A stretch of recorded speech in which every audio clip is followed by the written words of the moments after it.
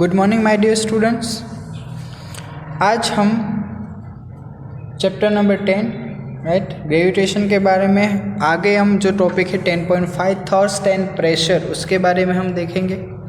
ठीक है, तो सबसे पहले तो हम लोग ये फाइंड आउट करते हैं कि आखिर थर्स्ट एंड प्रेशर है क्या और उसे आप किस तरह से समझ सकते हो। ठीक है, आप लोगों ने ये टर्म्स तो पता होगा, थर्स्ट एंड प्रेशर सुना हुआ होगा, बट आखिर ये चीज़ है क्या, थर्स्ट एंड प्रेशर है क्या, पहले वो हम समझते हैं, उसके बाद हम आगे बढ़ेंगे। तो मैं आपको एक वीडियो थ्रू पहले एक्सप्लेनेशन दे देता हूँ कि थर्स्ट एंड प्रेशर क्या है, उसके बाद हम आगे बढ़ते हैं। Your weight, which is a force acting downwards, hammering a big nail into the ground. All these forces, if you notice, are acting perpendicular to the surface. A force exerted by an object perpendicular to the surface is given a special name. It's called thrust. It's the total force acting perpendicular to the surface. What will be the unit of thrust in the SI system? Can you guess? You should have got this one. Thrust is nothing but force. So the SI unit of thrust will be the same as that of force. Newton. The SI unit of thrust is Newton. What's pressure? No, I don't want the definition or the formula. I want you to understand it. Let me give you a couple of examples. Take a pencil and keep it between your thumb and index finger with the tip touching the index finger and the other end touching the thumb. Now apply equal force from both ends towards the pencil for a few seconds. Release the pencil and observe the two fingers. To be precise, observe the depression you see in the fingers. You'll notice that the depression in your index finger is much more as compared to the depression in your thumb. Why does that happen? Before we answer that, let me give you a second situation. When you stand on loose sand, you see that your feet go deep into the sand. Now, if you lie down on the sand, will you go just as deep into the sand? No, you won't. But if the force exerted in both the cases is the weight of your body, then why is the depth in the first case more? That's where the concept of pressure comes in. Pressure is nothing but the force per unit area. If we're talking about thrust, it would be thrust per unit area. If the thrust is constant and the area is more, then the pressure will be lesser. And if the area is less, then the pressure will be more. Pressure is inversely proportional to the area on which the thrust is applied. Now we can understand the two situations in terms of this formula. What happened in the first situation? As we apply an equal force from both ends, then as per the Newton's third law, the pencil will also apply an equal and opposite force on the fingers. But the depression was more on the index finger. That's because the area on which the tip of the pencil applies a force on is lesser as compared to the area on which the other end of the pencil applies a force on. As the area is lesser, the pressure is more. And that's why the depression is more. Can you understand the second situation using this concept? In the second situation, the area on which your feet lie is lesser as compared to the area on which your entire body lies. And that's why the pressure is more when your feet are on the sand as compared to when your entire body lies on the sand. Which explains why the depth here is more.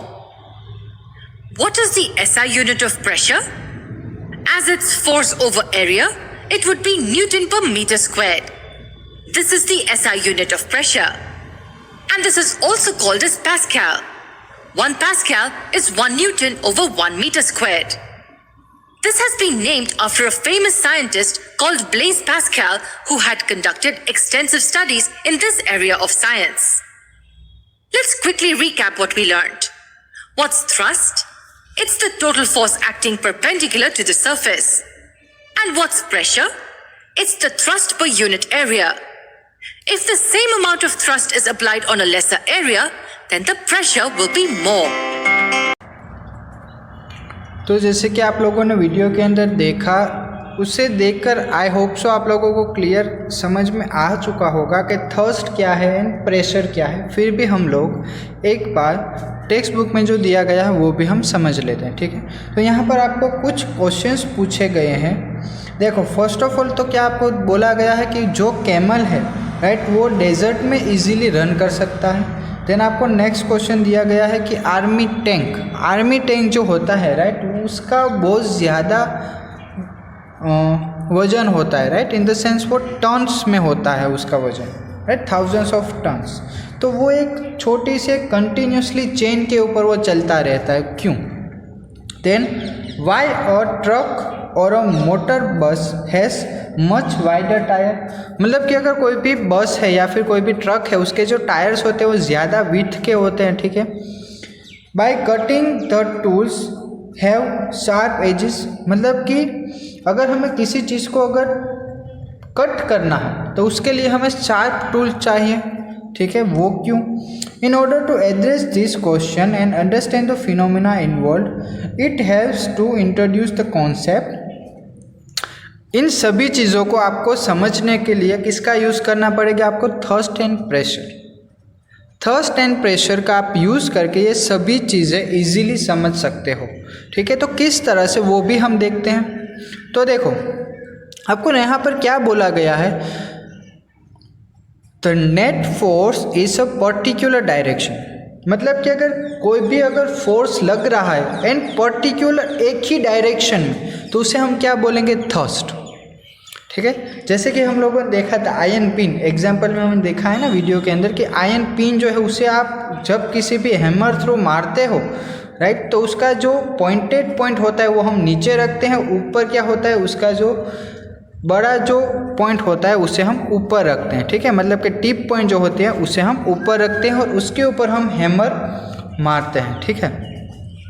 दूसरा क्या दिया गया है? The force per unit area. अब जो भी force लगता है पर यूनिट एरिया इस pressure acting on the object concentrate, ठीक है। समझ में आया थर्स्ट एंड प्रेशर क्या है।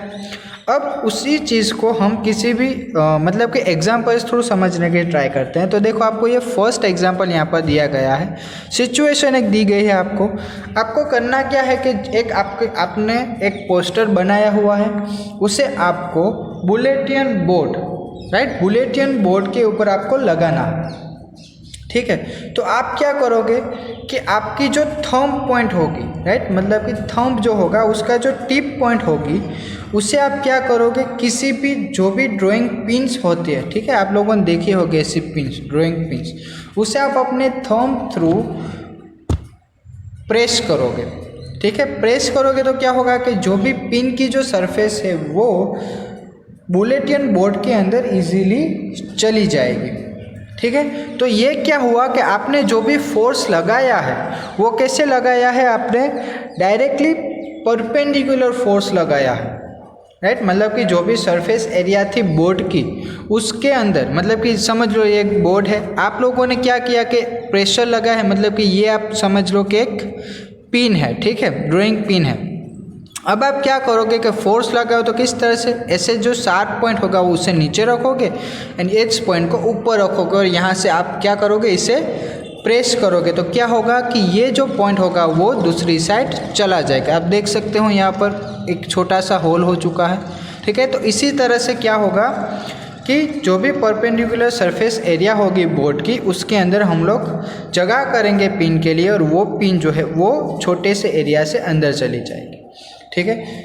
This force acts on the smaller area at the tip of the pin, मतलब कि ये आपका थंब का जितना भी प्रेशर है वो कहाँ पर लग रहा होगा, जस्ट जो ये टिप पोर्शन है किसी भी पिन की वहाँ पर, ठीक है, और किसी भी जगह पर वो फोर्स नहीं लग रहा है। समझ में आया? तो इसे हम क्या बोलेंगे।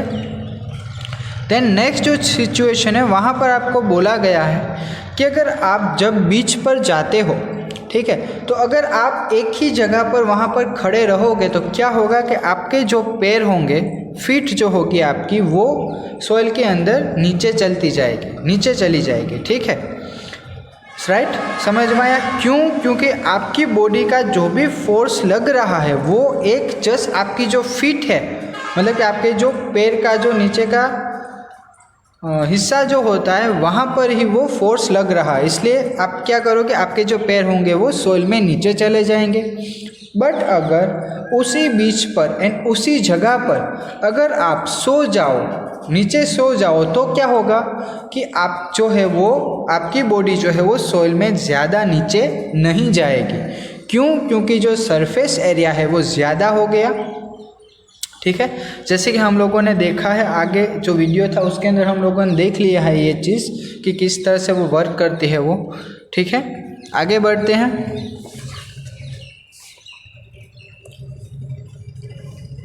ओके, अब यहाँ पर आपको एक चीज़ दी गई है, ये चीज़ आप लोग पढ़ चुके हो। You have learn that weight is the force acting vertically down. अब किसी भी ऑब्जेक्ट का अगर हमें वेट बोलना है तो हम क्या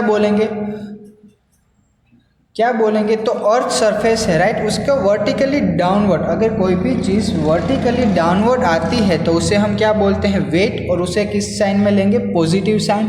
अगर कोई भी ऑब्जेक्ट वर्टिकली अपवर्ड जाएगा तो उसे हम किस साइन में लेते हैं, नेगेटिव साइन, राइट।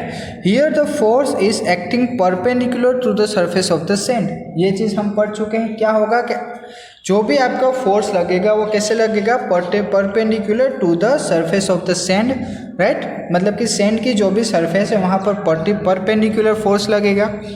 तो force acting on an object is perpendicular to the surface is called thrust. इससे हम क्या बोलेंगे, थर्स्ट बोलेंगे।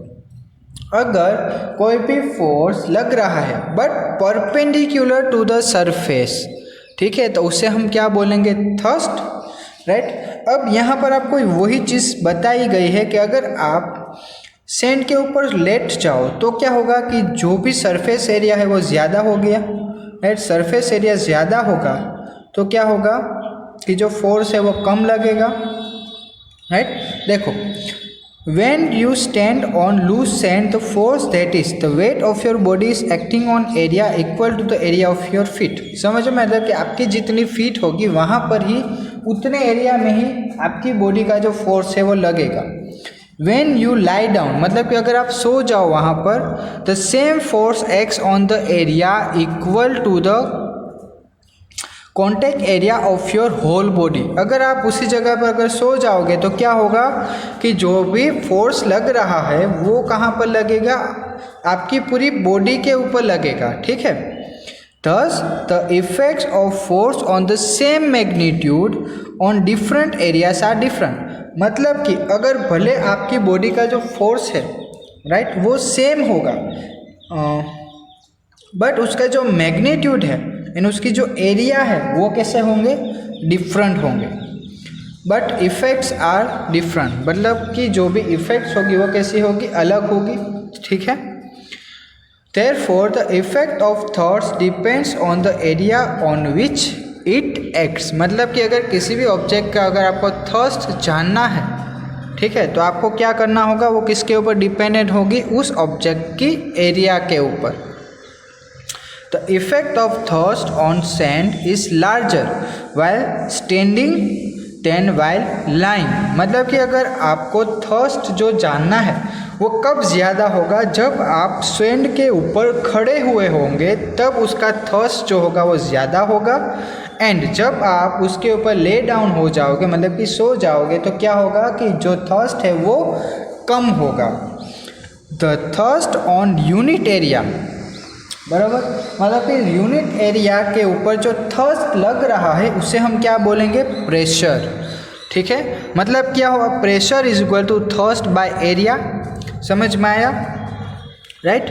तो अगर आपको थर्स्ट, ऐसा unit of thrust and area आपको फाइंड आउट करनी हो तो आप किस तरह से कर सकते हो, प्रेशर किस तरह से फाइंड आउट कर सकते हो। थर्स्ट मीन्स क्या होगा, फोर्स। थर्स्ट का दूसरा नाम क्या है, फोर्स, राइट। फोर्स मतलब क्या होगा, न्यूटन, राइट, एंड एरिया मतलब क्या होगा, मीटर स्क्वायर, ठीक है। मतलब कि फोर्स का यूनिट न्यूटन एंड एरिया का यूनिट मीटर स्क्वायर। मतलब कि प्रेशर का ऐसा यूनिट क्या होगा, न्यूटन पर मीटर स्क्वायर या फिर newton metre raise to -2। Clear, easy है, समझ में आ गया आपको। अब प्रेशर का एक दूसरा यूनिट भी है जो एक साइंटिस्ट है Blaise Pascal, right, Blaise Pascal जो है उसके ऊपर उसके होनर में, राइट, मतलब कि उसको सम्मानित करने के लिए एक प्रेशर का दूसरा यूनिट भी दिया गया है जो है पास्कल, राइट, पास्कल, या फिर उसे आप डिनोट कर सकते हो PA, ठीक है, ओके। अब ये जो चीज़ है उसे हम एक एग्जाम्पल थ्रू समझने की ट्राई करते हैं कि किस तरह से जो भी pressure area, right, pressure and area and thrust वो किस तरह से ऑब्जेक्ट के ऊपर वर्क करता है उसे हम समझेंगे, राइट। तो आपको एग्जाम्पल दिया गया है 10.6। क्या बोला गया है? A block of would is kept on the table top. एक ब्लॉक है वुड का, उसने आप लोगों ने उसे एक टेबल के ऊपर रख दिया है। तो mass of the wooden block is 5 kg।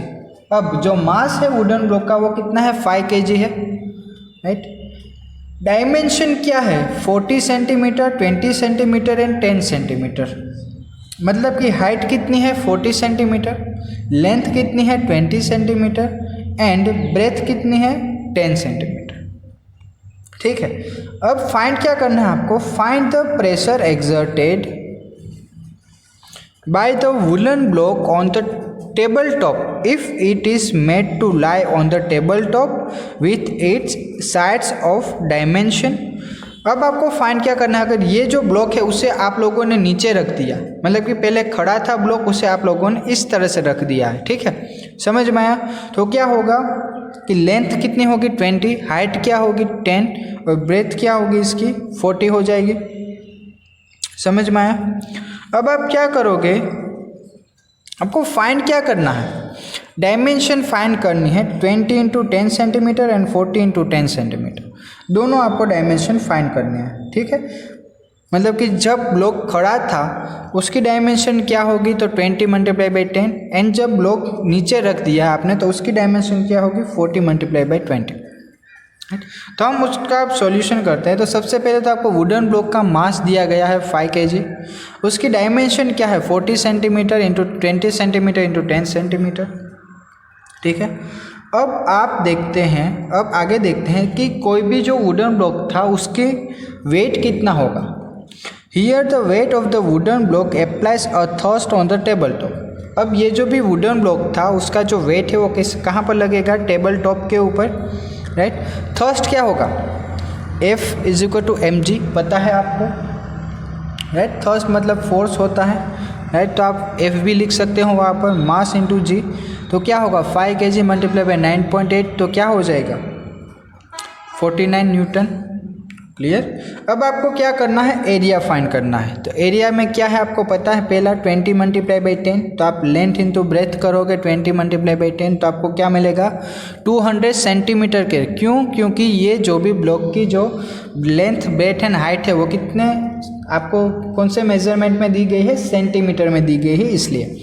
अगर आप सेंटीमीटर में से मीटर में कन्वर्ट करोगे तो मल्टीप्लाई बाई 1000, तो क्या हो जाएगा? 0.02 मीटर स्क्वायर हो जाएगा, क्लियर। अब इक्वेशन 10.20 आपको पता है क्या है? Pressure is equal to thrust by area. तो अब आपको प्रेशर भी मिल चुका है, राइट, मतलब कि सॉरी, आपको थर्स्ट मिल चुका है एंड एरिया भी मिल चुका है। अब आप क्या करोगे? प्रेशर फाइंड आउट कर सकते हो। Pressure is equal to thrust by area, तो थर्स्ट क्या मिला? 49 एंड प्रेशर क्या मिला आपको? 0.02 मीटर स्क्वायर। तो आपको प्रेशर मिल जाएगा 2450 न्यूटन मीटर रेज़ टू -2 या फिर पास्कल, PA, राइट। एंड उसी तरह से हम फाइंड आउट करेंगे उसी ऑब्जेक्ट का pressure when block is lay down. मतलब अब हम आगे फाइंड आउट क्या करेंगे? When the block lies on it's side of the dimension of 14 to 20 centimetre, right. तो एरिया क्या होगा? थर्स्ट तो सेम ही रहेगा, थर्स्ट में तो किसी भी तरह का डिफरेंस नहीं आएगा। थर्स्ट तो 49 न्यूटन ही रहेगा, ठीक है, थर्स्ट 49 न्यूटन ही रहेगा। अब एरिया में चेंज होगा, हाँ, एरिया में क्या है? 40 मल्टीप्लाई बाई 20, तो क्या होगा? 800 सेंटीमीटर स्क्वायर। अगर आप उसे मीटर स्क्वायर में कन्वर्ट करोगे तो 0.08 मीटर स्क्वायर हो जाएगा। इस तरह से जैसे हमने प्रेशर फाइंड आउट किया था वैसे ही यहाँ पर हम फिर से प्रेशर फाइंड आउट करेंगे। तो pressure is equal to 49 newton by 0.08 metre square. तो आंसर क्या मिला आपको 612.5 न्यूटन पर मीटर स्क्वायर या फिर पास्कल। ठीक है, तो यहाँ पर आपको आंसर क्या मिला, the pressure exerted by the side 20 centimetre into 10 centimetre is 2450 newton per metre square and by the side 40 centimeter to 20 centimeter is 612.5 Newton per meter square, right? Thus the same force acting on a smaller area exerts a larger pressure। मतलब क्या होगा कि जो भी अगर एक छोटा सा एरिया है उसके ऊपर जो भी फोर्स लग रहा है वो कैसा होगा, ज़्यादा फोर्स लगेगा and the smaller pressure on the larger area. मतलब कि अगर छोटा एरिया होगा तो उसके ऊपर प्रेशर कितना लगेगा, ज़्यादा, एंड अगर जो एरिया है वो बड़ा होगा तो उसके ऊपर प्रेशर कैसा लगेगा, छोटा, right. This is the reason why the nail has a pointed tip. समझ में आया। Knives have sharp edges and buildings have wide foundations. Clear. तो इसी वजह से ये चीज़ होती है। तो आई होप सो आप लोगों को क्लियर कट आइडिया आ चुका होगा प्रेशर एंड थर्स्ट के बारे में। तो यहाँ पर हमारा जो लेक्चर वो कंप्लीट होता है। नेक्स्ट लेक्चर में हम लोग देखेंगे pressure in fluids, pressure in solids and pressure in gas. मतलब कि तीनों के अंदर हम सॉलिड, लिक्विड एंड गैस, तीन आपको ये बुक के अंदर जस्ट आपको फ्लूइड्स ही दिए गए हैं, बट हम सॉलिड, लिक्विड एंड गैस तीनों के बारे में हम लोग पढ़ेंगे, राइट, कि उसके ऊपर प्रेशर किस तरह से अप्लाई होता है वो। अभी के लिए thank you. Good afternoon my dear students. आज हम देखेंगे प्रेशर इन फ्लूइड्स, राइट। तो सबसे पहले तो बात करते हैं कि आखिर फ्लूइड्स है क्या। आप लोग प्रेशर पढ़ चुके हो, ठीक है। अब हम देखते हैं कि फ्लूइड्स क्या है। फ्लूइड मतलब कि all liquids and gases are fluids. मतलब कि जितने भी लिक्विड्स हैं, जितने भी गैसेस हैं, वो सब क्या है, फ्लूइड्स है। मतलब क्या कि देखो नॉर्मली क्या होता है कि जो भी अगर सॉलिड की अगर हम बात करें, अगर कोई भी चीज़ जो होती है वो अगर सॉलिड फॉर्म में होगी, ठीक है, तो वो क्या होगी कि उसके अंदर जो भी वेट प्रेजेंट होगा वो एक उसी सरफेस के अंदर प्रेजेंट होगा, ठीक है। बट अगर हम उसी तरह से अगर लिक्विड एंड गैसेस की बात करें और उसके वेट के बारे में अगर हम जानना चाहते हैं तो हमें क्या पता होगा कि आप जिस भी कंटेनर के अंदर अगर लिक्विड को भरोगे, ठीक है, तो वो उसका शेप ले लेगा, ठीक है। एंड गैसेस के लिए भी आप जिस कंटेनर के अंदर गैसेस को फिल करोगे वो उसका शेप ले लेगा। ये नॉर्मली सी जो चीज़ें हैं वो आपको पता है। अब मैं आपको एक video through pressure in solids, pressure in liquids and pressure in gases, ये तीनों के बारे में मैं आपको एक एक्सप्लेनेशन दूंगा। उसकी वजह से आप लोगों को क्लियर कट आइडिया आ जाएगा, ठीक है। बट उसके पहले हम थियोरी देख लेते हैं। ओके, तो मैंने आपको यही चीज़ बताई है कि अगर कोई भी अगर हम सॉलिड के अलावा लिक्विड एंड गैसेस की अगर हम बात करें तो क्या होगा कि आप जिस कंटेनर के अंदर लिक्विड एंड गैसेस को भरोगे उसकी जो वॉल्स होगी और उसका जो बेस होगा, राइट, वॉल एंड बेस जो होगा वहाँ पर उसका प्रेशर लगेगा, ठीक है। Pressure exerted in any confined mass of fluid is transmitted undiminished in all direction. मतलब कि अगर किसी भी चीज़ का जो प्रेशर है वो अगर फ्लूइड फॉर्म में होगा, ठीक है, तो वो आपको कैसे पता चलेगा, वो आप उसका मास आप कैसे कन्फाइंड कर सकते हो कि वो जो भी सरफेस होगी या फिर जो भी कंटेनर होगा उसकी ऑल डायरेक्शन में उसका प्रेशर लगेगा, ठीक है। बस अभी के लिए इतना काफ़ी है। मैं आपको एक वीडियो थ्रू सभी एक्सप्लेनेशन देने की ट्राई करता हूँ, ठीक है। An iron nail, you apply force on the flat side of the nail. The pointed side of the nail, which is in contact with the wall, then applies the force on the wall and tries to pierce it. Now let me ask you an interesting question. What will happen if you hammer the pointed side and try to pierce the flat side of the nail? You will find it difficult to push the flat face of the nail through the wall even if you apply more force than you did in the first case. What is the reason for this? The reason is that the pressure applied by the tip of the nail on the wall is more than the pressure applied by the nail's flat surface. But the question is why? First, notice that the area of the tip of the nail is very less as compared to the area of its flat surface. This tells us that the area of the surface on which the force is applied matters. We will understand this in detail, but first let us define pressure. We define pressure as the perpendicular force acting on the surface of an object per unit area on which it's acting. It's easy. Force acting per unit area. We already know that the SI unit of force is Newton, denoted by N, and that of the area is meter squared. So the SI unit of pressure is Newton per meter squared. It is also called Pascal, which is denoted by PA. Why is it called Pascal? It is given this name to honor the achievements of a French scientist named Blaise Pascal for his contributions in hydrostatics and hydrodynamics. Observe the equation carefully. Area is in the denominator of the fraction. What is this area?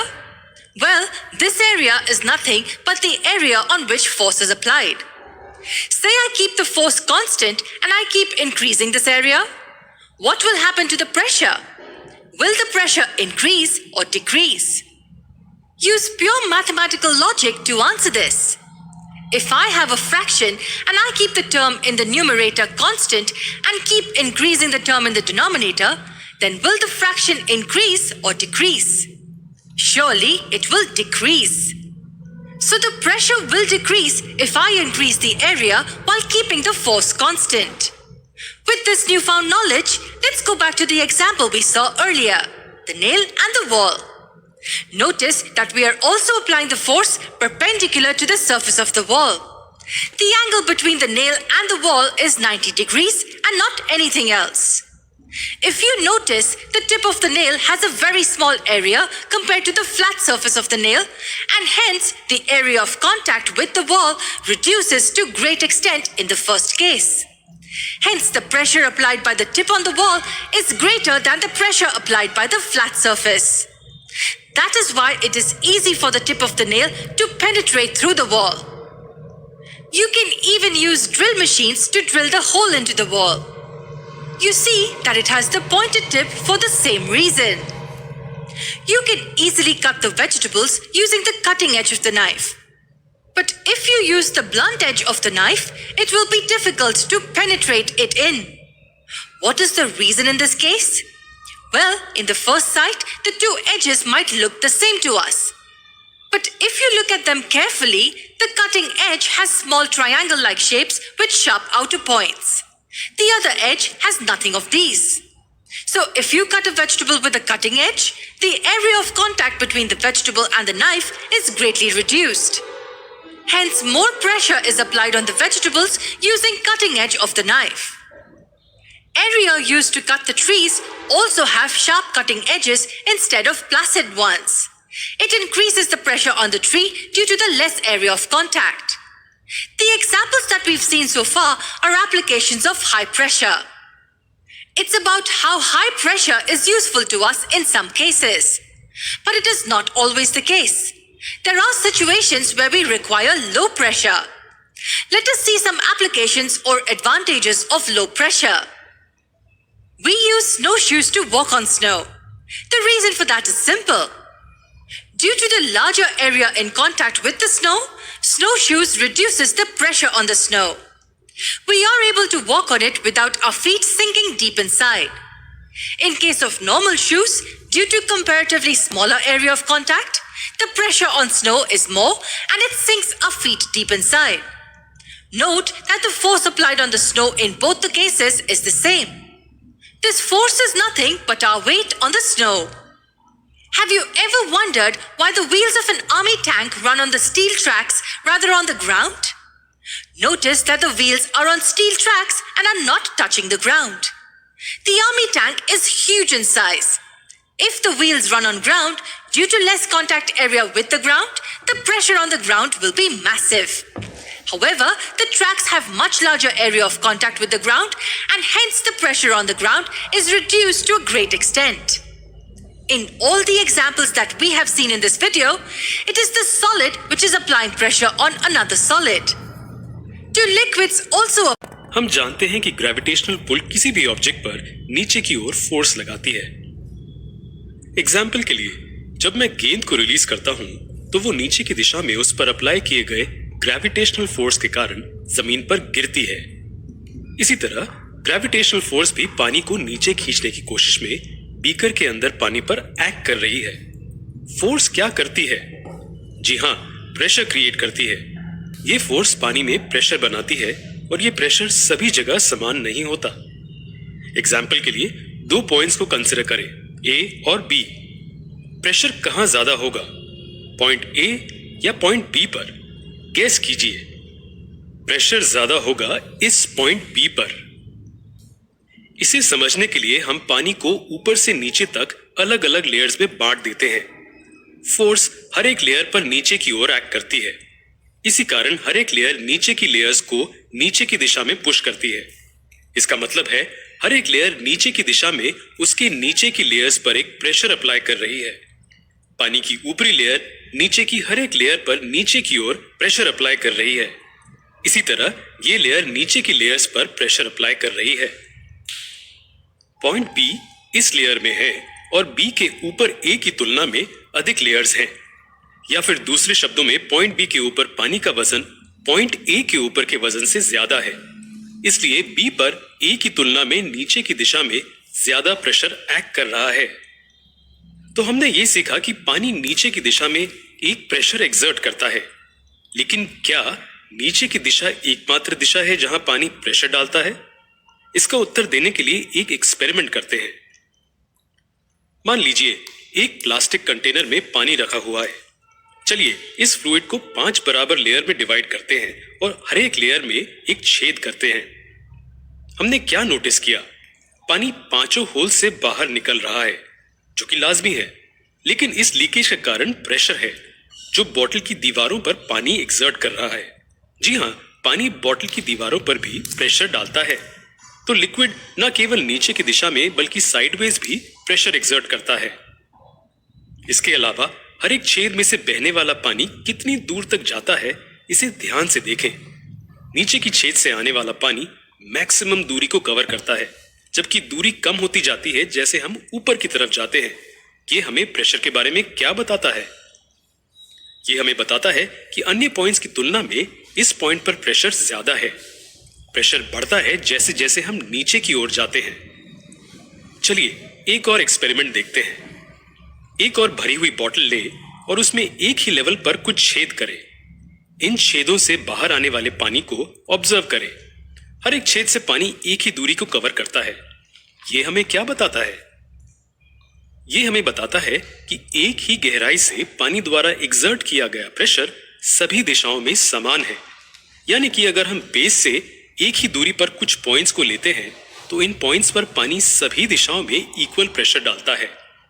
अब एक container में एक plastic की गेंद को पानी में डुबाने की कोशिश करें।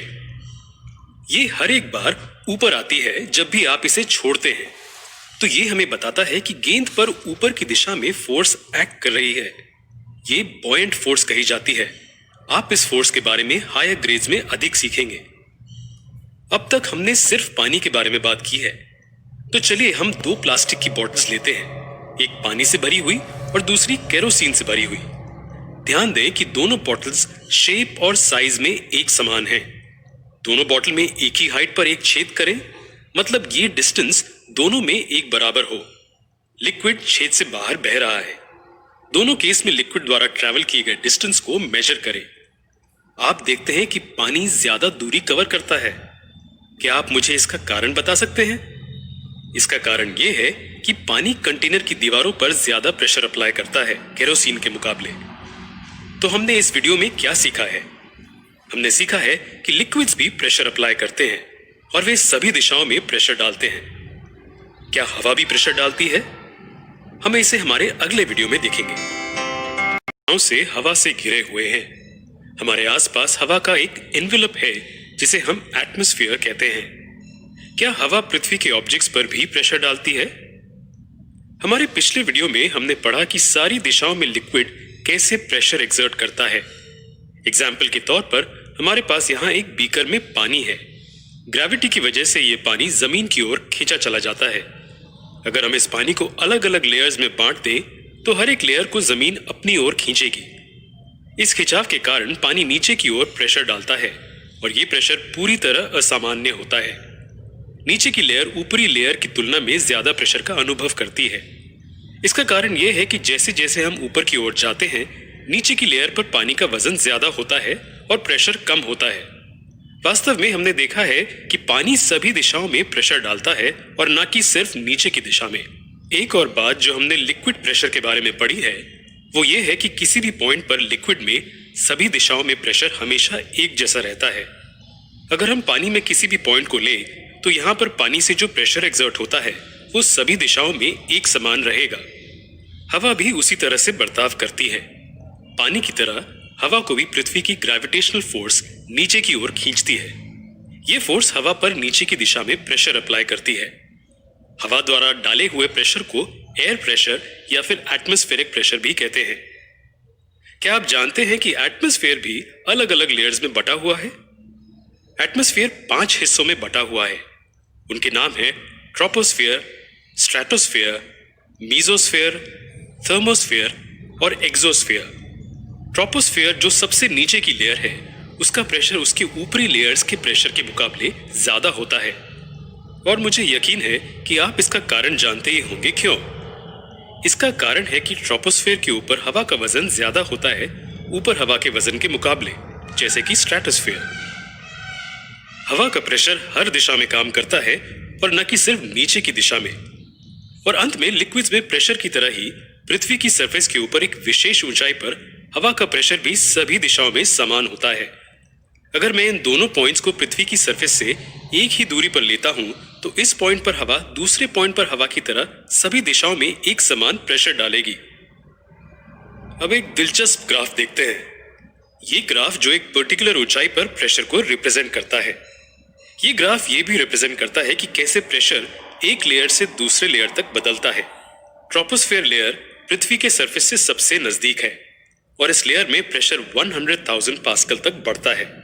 यहाँ पास्कल्स को पीए से रिप्रेजेंट करते हैं जो प्रेशर का एसआई यूनिट है। ये एक बहुत भारी प्रेशर है। ये प्रेशर पृथ्वी की सरफेस पर ऑब्जेक्ट्स को पुश और पुल करता है। एग्जाम्पल के तौर पे हम एक टेबल लेते हैं जिसकी ऊपरी सरफेस 1 बाय 1 मीटर की हो। हवा जो प्रेशर नीचे की दिशा में टेबल पर डालती है वो 1 लाख पास्कल से भी ज्यादा होता है। ये टेबल पर 10 गाड़ियों के रखे जाने के बराबर होता है। जी हाँ, 10 गाड़ियां। मुझे पता है आप क्या सोच रहे होंगे, क्यों नहीं इतने विशाल प्रेशर के नीचे सरफेस कोलैप्स हो जाती है? ये इस तरह से बड़े प्रेशर को कैसे हैंडल करती है? थोड़ी देर पहले हमने कहा था कि पृथ्वी के सरफेस के ऊपर के पॉइंट्स पर प्रेशर सभी दिशाओं में बराबर होता है। तो प्रेशर टेबल के हर एक पॉइंट पर सभी दिशाओं में बराबर है। यानी कि अगर डाउनवर्ड प्रेशर बड़ी फोर्स से टेबल की सरफेस को पुश करता है तो अपवर्ड प्रेशर भी उसी फोर्स से ऊपर की दिशा में उसे पुश करता है। दोनों ही फोर्सेस बैलेंस्ड हैं और इसलिए टेबल कोलैप्स नहीं होता है। जैसा कि मैंने कहा, प्रेशर सिर्फ इन 2 दिशाओं में ही एक्ट नहीं कर रहा है, वो सरफेस पर सभी दिशाओं से एक्ट कर रहा है। ऑपोजिट दिशाओं में एक्ट करने वाले प्रेशर्स एक दूसरे को कैंसिल कर देते हैं।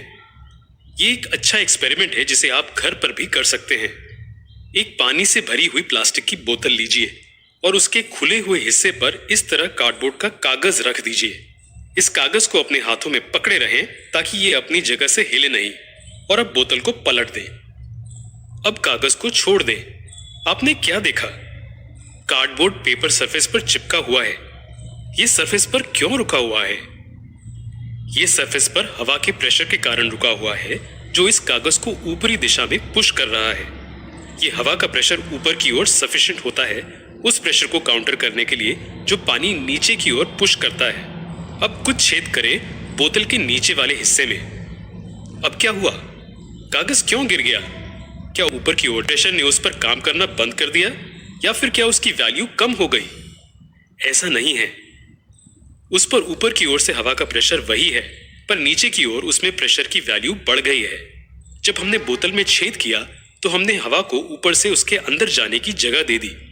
तब हवा ऊपर की ओर से प्रेशर डालने लगी पानी पर। ऊपर की ओर से पानी और हवा का मिला हुआ प्रेशर आसानी से काबू करता है नीचे की ओर से हवा के प्रेशर को। इसलिए यहाँ नेट फोर्स कागज पर नीचे की दिशा में काम करती है, यानी कि नीचे की दिशा में ज्यादा प्रेशर है। यही कारण है कि क्यों कागज अलग हो गया सरफेस से। Good morning my dear students.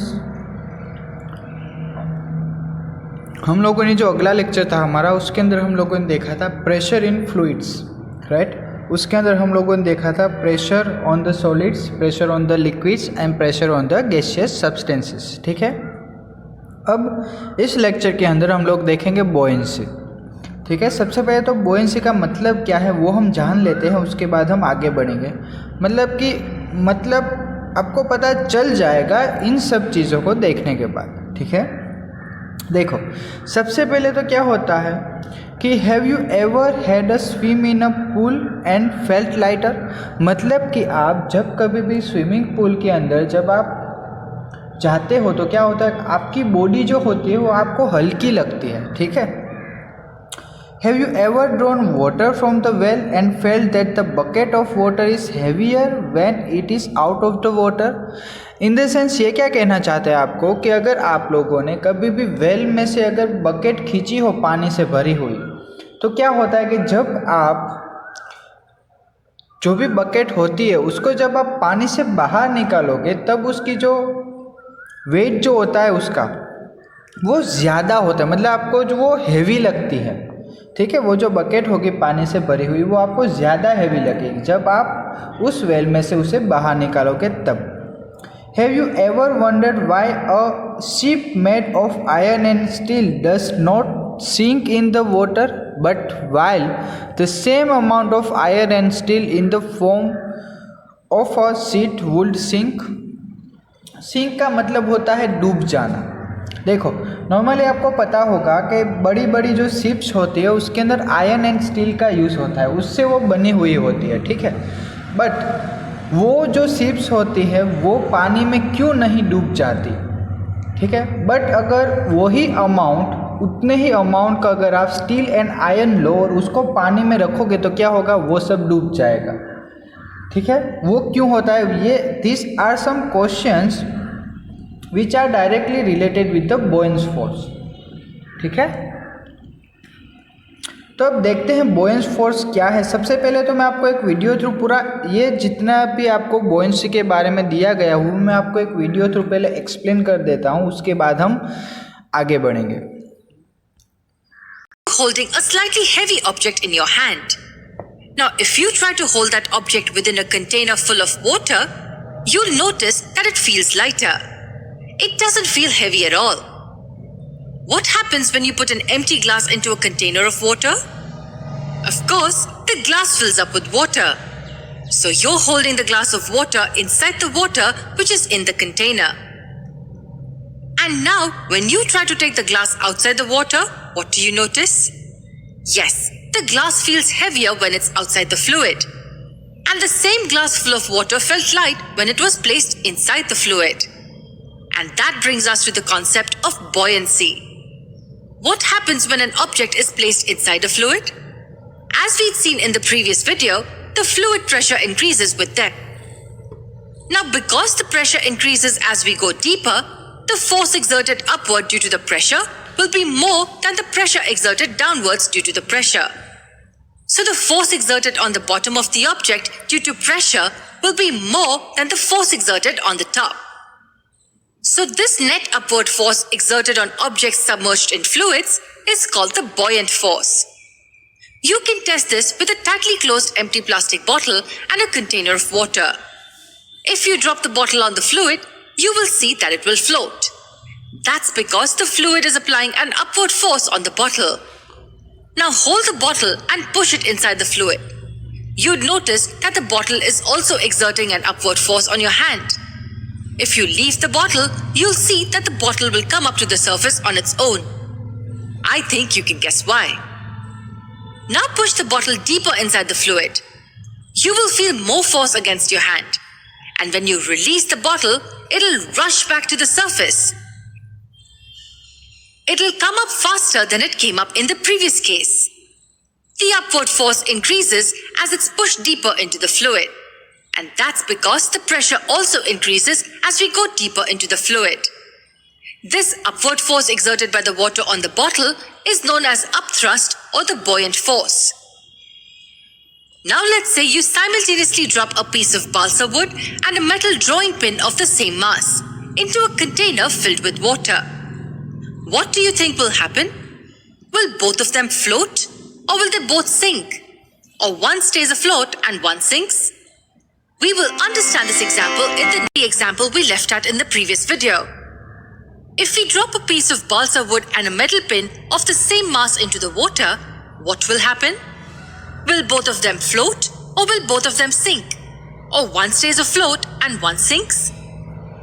Just by intuition, we can say that the wooden block will float and the metal pin will sink. But if they're of the same mass, why does that happen?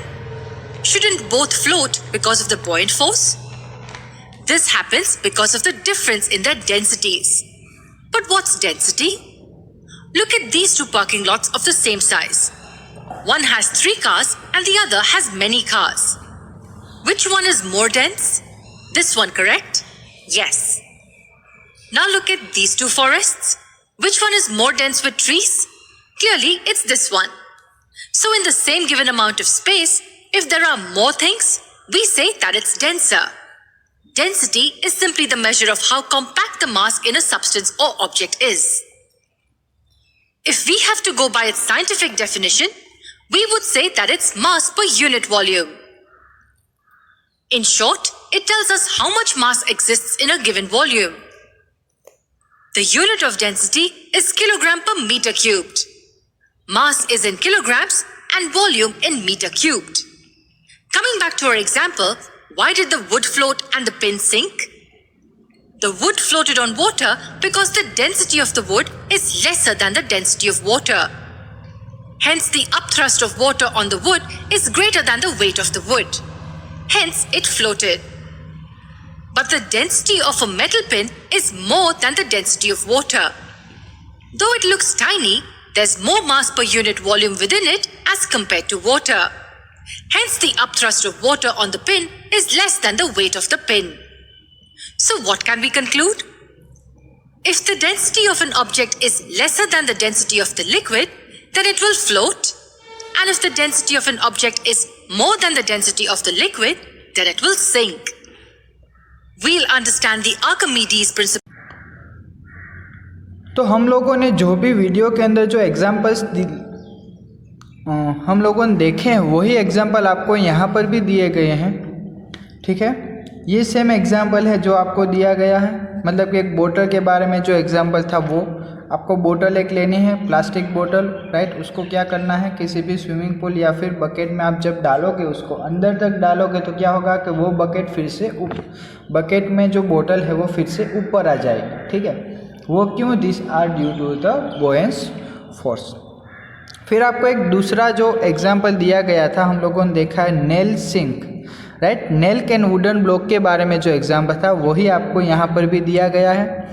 क्या है उसका question? Why does float or sink when placed on the surface of water, right. Why object float or sink when placed on the surface of water. मतलब कि कुछ जो object होते हैं वो सिंक हो जाते हैं, मतलब कि डूब जाते हैं, और कुछ जो ऑब्जेक्ट्स होते हैं वो क्या करते हैं, उसके ऊपर तैरते हैं, मतलब कि फ्लोट करते हैं। वो क्यों होता है वो भी हम लोगों ने एग्जाम्पल थ्रू देख लिया है। ठीक है, तो आपका इस लेक्चर के अंदर यहाँ तक जो टॉपिक है आपका वो क्लियर हो जाता है। हम लोगों ने जो एग्जाम्पल देखा वही आपको यहाँ पर भी डिस्क्रिप्शन में भी वही दिया गया है, राइट। हमारा जो नेक्स्ट लेक्चर होगा उसके अंदर हम लोग देखेंगे Archimedes principal, right. Archimedes principal जो है वो भी डायरेक्टली रिलेटेड विद द बुओयेंसी ही है। मतलब कि आपको अगर बुओयेंसी का जो भी टॉपिक है, राइट, वो आपको अगर क्लियर होगा तो आपको आर्किमिडीज प्रिंसिपल भी इजीली क्लियर हो जाएगा। Thank you.